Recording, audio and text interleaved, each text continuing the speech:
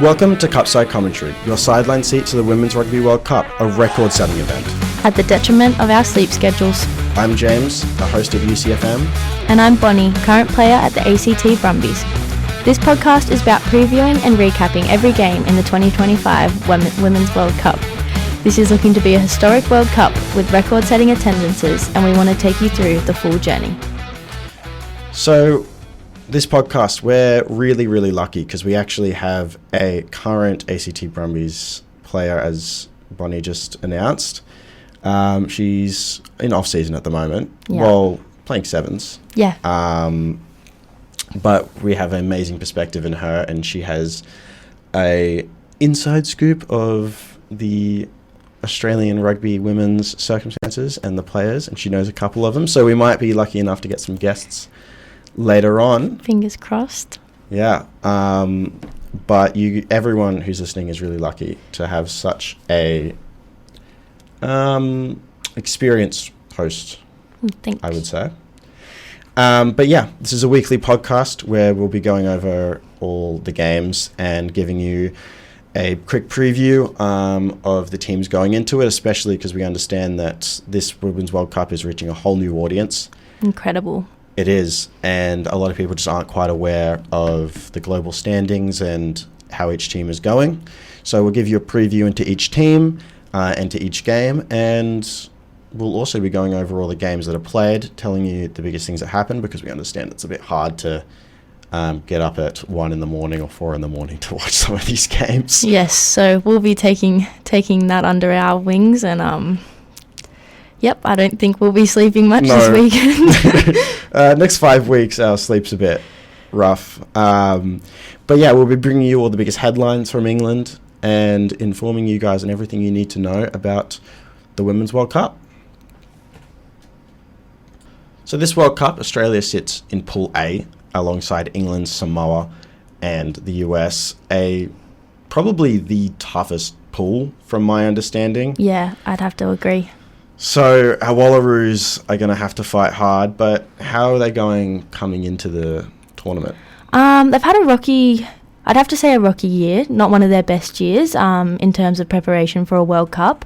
But I think their last game, which was on the 1st of August against Wales, they ended up winning 36-5. So I think that's a really good, little kick that they need just before the World Cup. Yeah, a bit of confidence. Yeah, a bit of confidence, which I think will be really, really good. It's not that they don't have the players. I just think this year they've been struggling to mesh things together. But, I mean, in terms of preparation, I think, if you want to peak at the right time, the time to peak's the World Cup. So if they can pull that off, that'll be great. Absolutely. We're in there alongside England, as I mentioned before.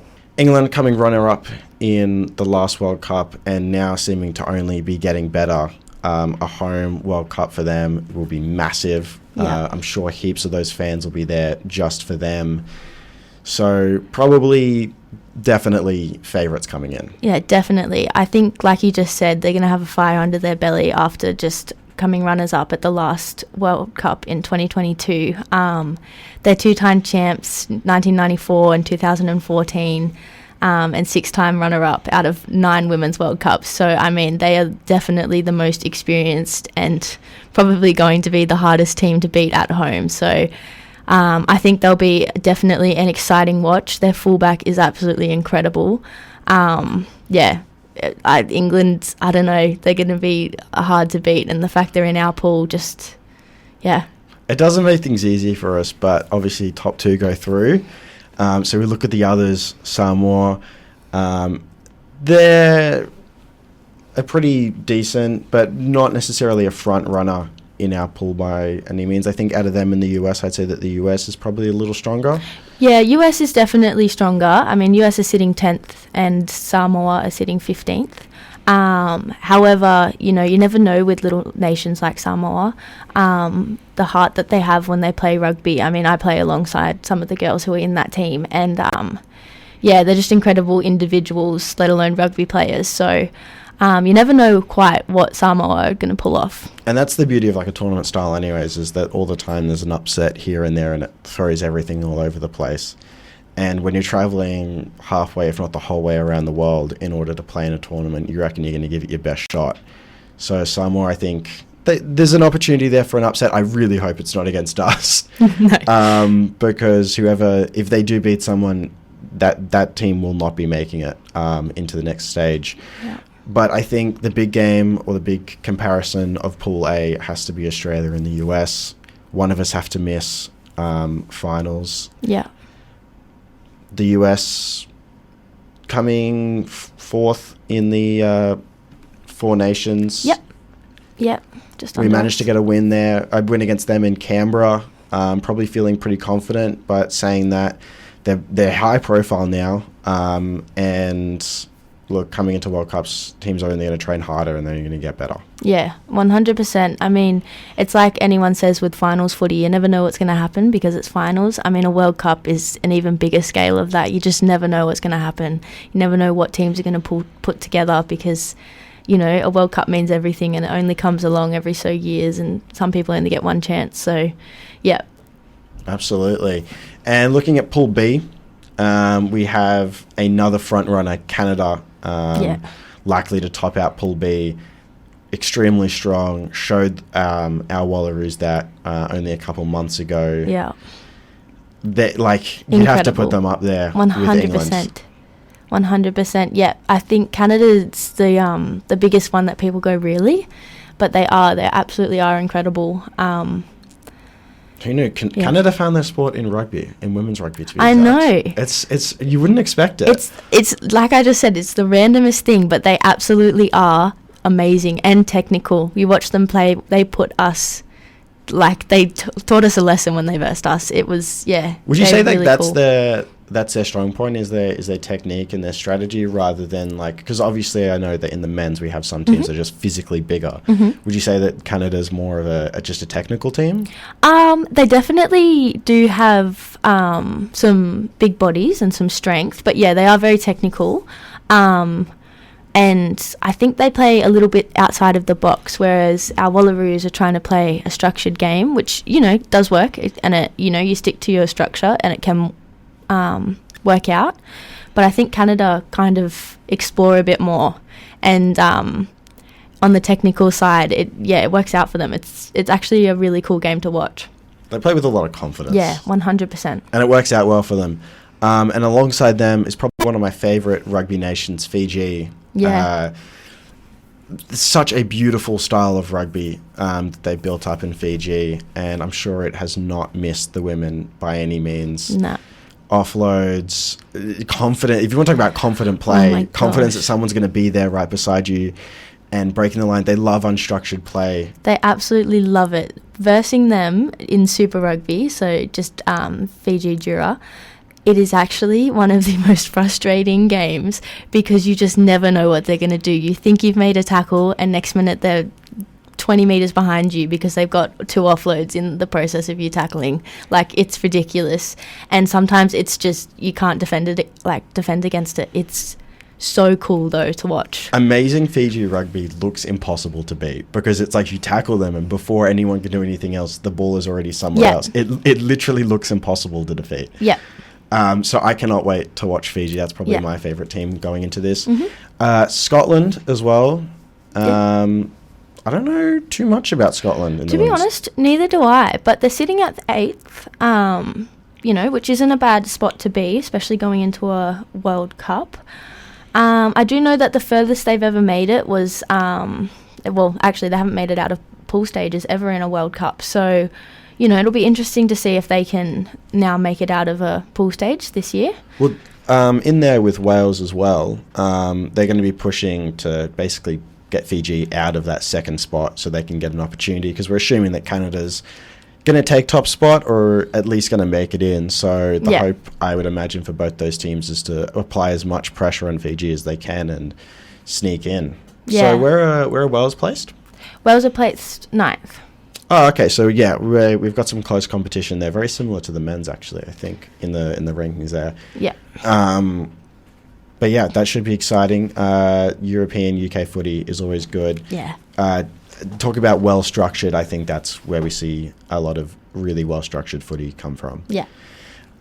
But a giant out of Europe, Ireland, making it in after a pretty decent Six Nations run, coming in third with first and second already qualifying, so they automatically qualify in. Having a pretty interesting pool. New Zealand's in there as well, which we'll get to in a second, but there's up against Japan. How do we think Japan's going to go? Do we know too much about Japan coming in? Japan. Well, Japan, again, last World Cup, they didn't make it out of the pool stages. But Japanese rugby has just absolutely blossomed lately. They're just playing a different type of rugby, which, again, is just working for them. And it, like I keep mentioning, that is the most exciting thing of the World Cup, because it's different types of play against each other, and it's just so incredible to watch.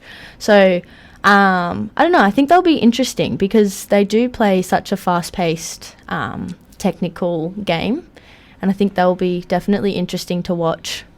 But you know, having Ireland and the Black Ferns, New Zealand, in their pool, I mean, that's hard for anyone. Yeah, absolutely. The Black Ferns, our winner last time around, were able to knock off England, who were definitely strong then as well.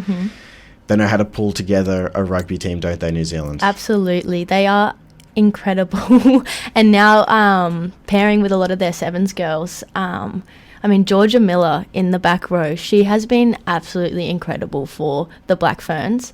Only coming from sevens and going straight into the back row, I mean, a sevens player. Back row is an interesting choice. It's interesting, but she's killing it. She's incredible. So Georgia Miller is definitely probably my favourite player to watch for this World Cup. Yeah, she's going to be crazy. But I mean, the Black Ferns themselves, 6 times champions in the World Cup out of 7 World Cups that they've attended. That's incredible. They were the last champions. 6 times. And that's what ridiculous. Yeah. And they've only attended, I think, 7. I'll definitely check that. But yeah, to do that over and over again is just incredible in itself. Yeah, well, we've seen New Zealand across sevens, men's 15s and women's 15s. They talk about culture with rugby. It really is about the true love for the sport and a true love for an amazing style of play, where it mixes that structured play alongside that more Islander Fijian play of offloading and being there and exciting football, playing with absolute confidence. So yeah, definitely a team to be throwing in the mix of that Canada, England, and New Zealand. I think probably our big 3. Yeah, just to update, it was 6 out of 8, but still absolutely incredible. Absolutely. And then we also have Spain in there as well. It's just tough for Japan and Spain in that pool.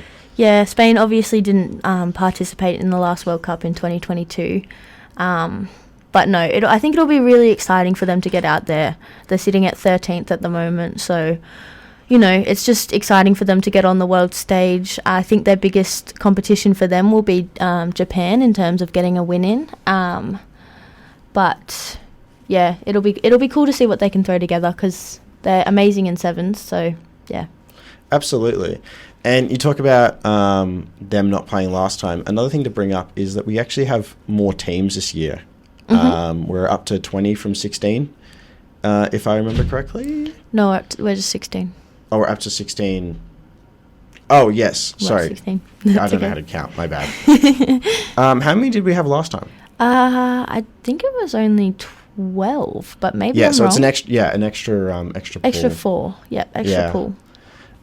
So it allows a wonderful opportunity for all these new nations to participate, which is always great, and it will hopefully inspire heaps of young women to get into the sport, watching a national team do well, or at least put up some strong competition and show off their brand of football. 100%.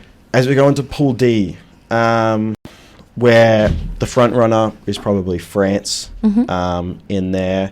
We've also got South Africa. Yep. What do we think of Pool D? Because we've got Brazil and Italy there. Brazil and Italy likely the ones to miss out. Well, actually, Italy is 7th and South Africa are 12th in the women's game. Oh. Yeah.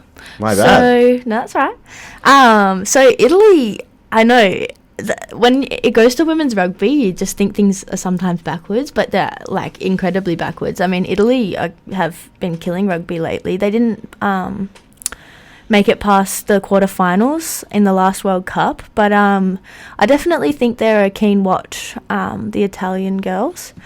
South Africa, on the other hand, they've never made it past a pool stage. So in 2022, they only went to the pool stages and just stayed in that. So I think they'll be keen to try and make it out this time. Absolutely. Such a rich nation with rugby, and I hope that this year and future they continue to invest as much as possible, and because they could be really, really strong. Mm-hmm. But yeah, France probably one of the strongest out of Europe.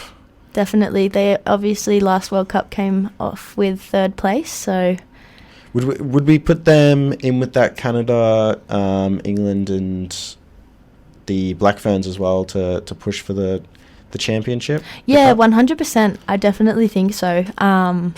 Yeah, I think France, they're such a passionate nation, especially when it comes to rugby. So I don't ever think that the women lack that either. So yeah, I definitely think they'll be pushing for that championship. Absolutely. And something I just want to bring up, I was talking to you about this off air, is Brazil. Yeah. Because at first I was like, how does Brazil qualify? Just because in all of these World Cups, there's always a very weird structure where they delegate spots to each continent. It's just the way that World Cups work out. And Brazil's one way in or out was a game against Colombia, and it was you win, you're in, you lose, you're out. Yeah. For the record, they came up against Colombia, I think, 8 times going into that game. No, 7 times. Yeah, 8 times. No, that was their 8th time. And the previous 7 times they had lost. And then they come up against Colombia and they're like, well, if you win, you go to the World Cup. And they pulled it off. They pulled it off, and they were in absolute shock. And it was a good win. I think it was about 35-7. Yeah, which is actually, like, I mean, that's incredible for them. They would absolutely be so excited going to this World Cup. Well, it only helped because that was in 2024 they played that game to qualify. And then in 2025, they went up against Colombia about a month ago and absolutely gave it. They won by about 50 points. Yeah. So they're not taking this lightly. No, absolutely and not. I think if I told them, I would not be telling them to their face that I think they're going to come 3rd or 4th, because I think they think they're in with a chance to get 1 or 2 based on how well they're playing at the moment. And really, the ceiling for them is a bit unknown. So that is a team that I think that genuinely could pull off one of those wins that go, oh my God, France just lost to Brazil, and you just go, what's going on? Yeah, 100%. And like I was saying earlier, like the World Cup is the place to do that, because just little nations rise and sometimes big nations sink, and it's incredible to watch. 100%. I mean, Brazil are definitely the outliers in this entire World Cup. But I mean, the sky's the limit for them. I'm putting my money in. I think Brazil's going to come out with a win that just absolutely shocks us. Yeah, definitely. So we've taken a look at all of our teams. We've taken a preview of the tournament. We'll have a little bit more to say at the tournament towards the end of the episode. Yeah. But previews for our first week. We've got our opening match on Friday their time. I think it's Friday their time. Friday their time. Yeah. But is our Saturday at 4:30 in the morning. 4:30 a.m. Yeah. We've got England opening up against the US, our pool. A big game for us, 100%. Yeah, definitely.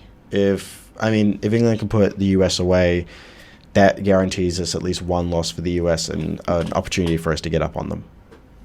Yeah, no, definitely. I think, it'll be a interesting clash just to see, what each team's bringing to the World Cup. It'll be a very good insight into what we need to do against both teams. Yeah, but I'd say that we're pretty confident about England at the moment. I think it's to see where the US is coming in and exactly what they're going to bring. Yep. And then we've got our opening match at 9 p.m. our time on Saturday, so everyone can watch that. We take on Samoa, which is a must-win for us, absolutely. Yep, it definitely is. Pretty much every game is a must-win for us. We can maybe lose one to England, but everything has to be a must-win, and it's a great opportunity to start up. And out of the three teams, it's probably the team I'd prefer to start with. Yeah. But if we start slow, we're gonna get punished. No, definitely, and I think Samoa will be roaring to go, ready to get a win in, especially in their first game, put a good impression on the World Cup. But yeah, no, Australia definitely need to knuckle down on this one and come through with the win. But yeah, like James said, it's at 9 p.m. on Saturday night, so everyone can watch it, and please tune in because it will be a good game. Yeah, this is our best opportunity to watch a game without staying up until horrific hours, which I mean we're already subject to. But yep, yeah. But yeah, it's a major opportunity to support our girls, and I think our women, and I think. Yeah, definitely. And, with having so many Samoan girls in Super Rugby, the absolute chat between the Wallaroos and absolutely. Manu Sina is absolutely incredible. Sure, we get like a few hands on necks. They definitely will. A few fists up. No punches. I don't want to see anyone come off. Anna Scott Seo's sisters in Samoa in the second row. And I absolutely know she's going to go for some of our Brumbies girls. Yeah. Let's go. But all in fun, all in the spirit of the game. Yeah. It's a World Cup. I don't know about fun. On Saturday night, at 11:45, we've got Scotland versus Wales, an absolutely massive match. Massive match for both of these teams. They're obviously sitting 8th and 9th, so one of them needs that second place in their pool. So it's a huge opening game for them, and I think we'll see some very interesting rugby. Yeah, absolutely. Whoever wins that has an opportunity, or has the best chance of making it into the next stage. So probably the match of the round. Yeah. Yep. For me, at least. But yeah, both are really close teams. One to keep an eye on. Yeah. Yeah. Absolutely massive game. And I'm sure there's also a bit of rivalry there. Scotland and Wales, geographically pretty close in that UK region. Yeah, I definitely think they'll be having it out for each other. Oh, absolutely. They should. They should. Biggest tournament. Bring it. Yeah, 100%. The other game of Pool B, we have Canada versus Fiji. A bit later this one at 2:30 in the morning. On the Sunday, yep. Yep. But yeah, Canada looking to get off to a really fast, hot start. Yeah, I mean, Canada to go against Fiji, it's unlucky for Fiji in first round, but yeah. Yeah, it's not what I want to see necessarily, but saying that, I talked about Fiji will have it in them to bring something to that game. Yeah, 100%. And they'll have moments, absolutely. Mm-hmm. But yeah, Canada definitely going in that, expecting to have a fast start to their campaign. Yeah, I think Canada will just be expecting to get as many points up as they can, and obviously Fiji will be looking to hold them out as long as they can. So it'll be a good game of rugby.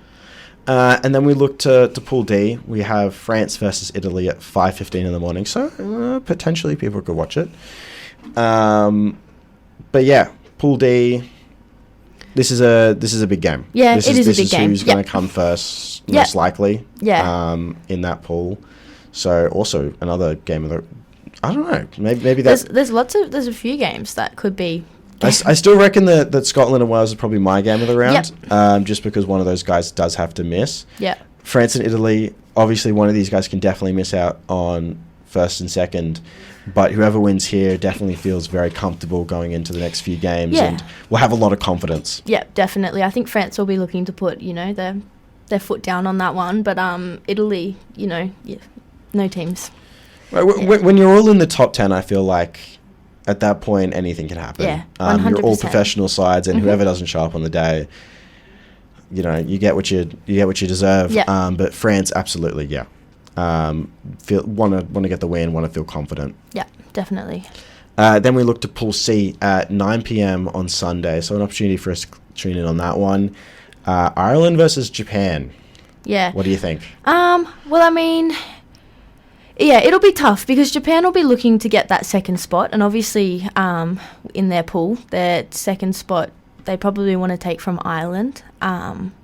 So it'll be, I think Japan will come out firing, and Ireland definitely the same, to be honest. But I think it could be a close game. I think they play very different styles of rugby.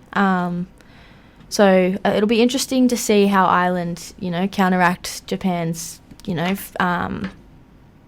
technique and their fast play, and then it'll be interesting to see if Japan can keep up with Ireland's strength. Absolutely. But yeah, Ireland looking to feel comfortable in that second spot with a win there. But yeah, we don't know entirely. No. Then our second game of Pool D, we have South Africa versus Brazil at 11:45 on Sunday.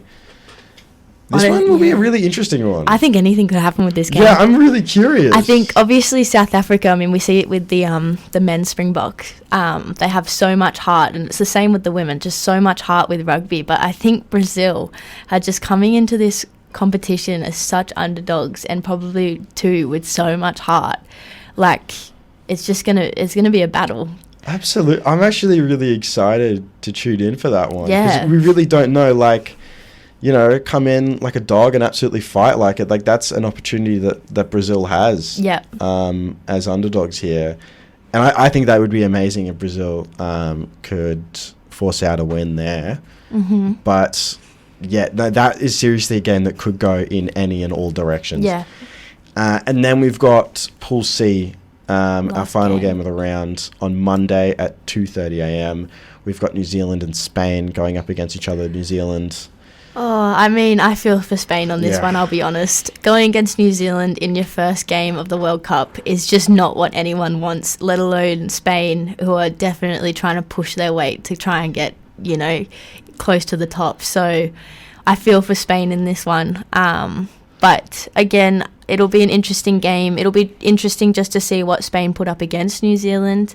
I definitely think that New Zealand have this one in the bag, to be honest with you, and that's my opinion. But yeah. Yeah, I think you'd be hard pressed to find someone who doesn't think that New Zealand's going to win here. Yeah. But absolutely, if Spain, it really depends on the mentality that they bring to this game. Yeah. If they bring the mentality, which I'm sure they won't, that they're going to lose and that it's not quite worth the effort, then it'll put a real dampener on their whole campaign. But if they manage to eke out a few points here, and to have some good runs of play, then I think they'll feel a lot more confident going into the other games. Get the hard stuff out first, and then play and set a benchmark effectively. Like, they're versing the one of the benchmarks of the competition. Well, that's the thing. They have absolutely nothing to lose with this game. I mean, nothing to lose. So if they can put it to New Zealand, it'll be huge. Absolutely. But that wraps up our first week of the Women's World Cup, and we come to a close in our first episode. But before we finish up, we just want to talk about the competition just a little more, because this competition is more than just a World Cup. It is a spectacular, record-breaking event as of so far. Attendance alone already has been inspiring. Yeah. Bonnie, tell me about. Well, we've had a 149% increase, and this was a day ago, so who knows how much it's changed since this publicity's come out. But total tickets from last time versus the tickets before it's even started. 149% increase in tickets. So in the 2021, in the 2022 World Cup, obviously there were issues with COVID with that one, but they sold 150,000, a little bit more, but tickets. And we've already gone to 375,000, and it hasn't even started yet. Yeah, and that's what, 85% of all tickets available. So this is massive. Yeah, it's absolutely ridiculous. Yeah. And from my understanding, England does have a pretty good record around women's sport and supporting women's competitions, but this is an international event. This is massive for all of these teams. Potentially some of the biggest crowds that these teams have played in. I think for a lot of these smaller nations, they won't be used to the crowds that they'll be getting here. And I really do hope that there's attendance at these games, like the South Africa versus Brazil, because it's such a beautiful game in that it's so unique, and it's got both teams have such an interesting backstory. We talked about Brazil earlier. I'm sure that South Africa is of no lack of it either. And there's a massive sacrifice to come and do this for them. So I really hope that people get around those games and they get to experience what it's like to have a crowd roar for or against them. Yeah, 100%. I think it's just a spectacular display of women's rugby and where we're getting it to. And 100% it's still growing. But the fact that we have nations backing their nations or even other nations is just incredible in itself. And I think the rugby that we see in this World Cup is going to be of 10 times the standard of other World Cups. And I think really the heart that all the teams are going to bring into this is just going to be absolutely incredible to watch, let alone the rugby. So, yeah, it's actually so exciting. And as a player myself, it just makes me so happy that it's growing. Absolutely. And then eventually when this is over, we'll be looking to the future. We've got a World Cup in Australia in 4 years, a Women's World Cup right after the men's, which will be another amazing opportunity. And I hope that we can break some records then as well. But if right now it feels like it's across the world, but fairly soon it will not be across the world. It'll be here. By any means. And obviously we have the Wallaroos who are playing in Australia all the time. It is an exciting time for women's rugby. Yeah, it definitely is. But yeah, I think that wraps us up for our first episode. It sure does. I hope everyone is excited as I am. Excited as we are. Yes, we are. Yeah. But yeah, all fans of sport, all fans of rugby, get around it. And if you don't have time to watch the games, that's more than fine. But I hope you have time for about 30 minutes every Friday at 6 p.m. This will come up on the UC radio. And it will also be released on Spotify on Fridays as well. So take some time to listen in. Tune in. And get the best stories. Best stories, the inside scoop. If you want to have a laugh, we can have a laugh. Yeah. Whatever you want. We might find some little games to play. Yeah, we'll play some games. But yeah. We'll see how James's Fiji team goes. They're going to win the whole thing. Fiji and Japanese rugby. I just love it so much. Yeah, 100%. But yeah, we'll see you guys later. I've been James. And I am Bonnie. And see you next week on Cupside Commentary. Yeah.